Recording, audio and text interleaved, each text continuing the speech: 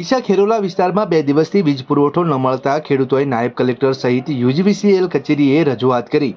અત્યારે ઉનાળાની કાળઝાળ ગરમી પડી રહી છે, ત્યારે લોકોને કાળઝાળ ગરમીથી બચવા માટે સરકાર દ્વારા વધુમાં વધુ પાણી પીવાનો આગ્રહ રાખવા માટે સતત સૂચના આપવામાં આવી રહી છે। આજે પણ એવા કેટલાય એવા વિસ્તારો છે જ્યાં આજે પણ પીવાનું પાણી ઉપલબ્ધ નથી। ડીસા પંથકમાં યુજીવીસીએલના બેદરકારીના કારણે ખેરોલા પંથકમાં 2 દિવસથી વીજ પુરવઠો ખોરવાઈ જતા જગતનો તાત ખેડૂતો સહિત તાલુકામાં ભારે મુશ્કેલીનો સામનો કરવો પડી રહ્યો છે। ખેરોલાના રેલવે ક્રોસિંગથી પસાર થતા વીજ વાયરમાં ફાયર થતા 2 દિવસથી પુરવઠો ખોવાઈ ગયેલ છે,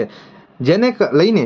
છેલ્લા 2 દિવસથી ખેડૂતોને વીજ પુરવઠો મળતો ન હોવાથી અત્યારે 10 થી 15,000 પશુઓ અને સ્થાનિકોને પીવાના પાણી માટે ફાંફા પડી રહ્યા છે, જેને લઈને આજે ખેરોલા પંથકના ખેડૂતોએ ડીસાના જેરડા ગામે આવેલી વીજ કચેરી અને ડીસાની બ્રાન્ચ કચેરી ખાતે નાયબ કલેક્ટરને લેખિતમાં રજૂઆત કરવામાં આવી હતી અને તાત્કાલિક અસરથી એટલે કે આજના દિવસે અન્ય ફીડરમાંથી વીજ પુરવઠો ઉપલબ્ધ કરવા માટે રજૂઆત કરવામાં આવી હતી। હાલમાં વીજ પુરવઠો બંધ હોવાથી ખેડૂતોને મોઢામાં આવેલ કોળિયો છીનવાઈ રહ્યો છે, જેને લઈને ખેડૂતોએ યુજીવીસીએલ કચેરી સામે ભારે આક્રોશ વ્યક્ત કર્યો હતો।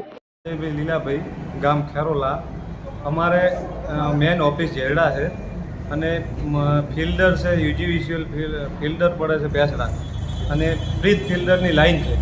એમાં 2 દિવસથી જે રેલવે ક્રોસિંગ છે એના નીચેથી વાયર જે કેબલ છે એ ફાયર થઈ ગયો છે। અમને હેલ્પરનું જણાવવા મુજબ 2 દિવસથી અમારે પાણી આવ્યું, લાઇટ આવી નથી, તો એના કારણે હાલ અમારા મૂળ 150 જેવા બોર છે,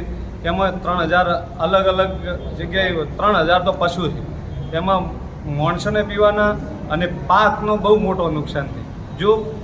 ખેડૂતને આવેલો કોળિયો મોઢામાં આવેલો હાલ જવાની પરિસ્થિતિ ઉપર છે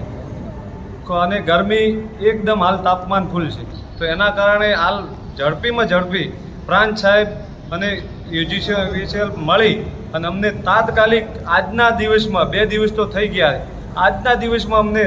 ગમે તે હાલતે લાઇટની વ્યવસ્થા કરે, ભલે બીજે જગ્યાએથી અમને જોડી અને બીજા ફિલ્ટરમાંથી પણ 1 કલાક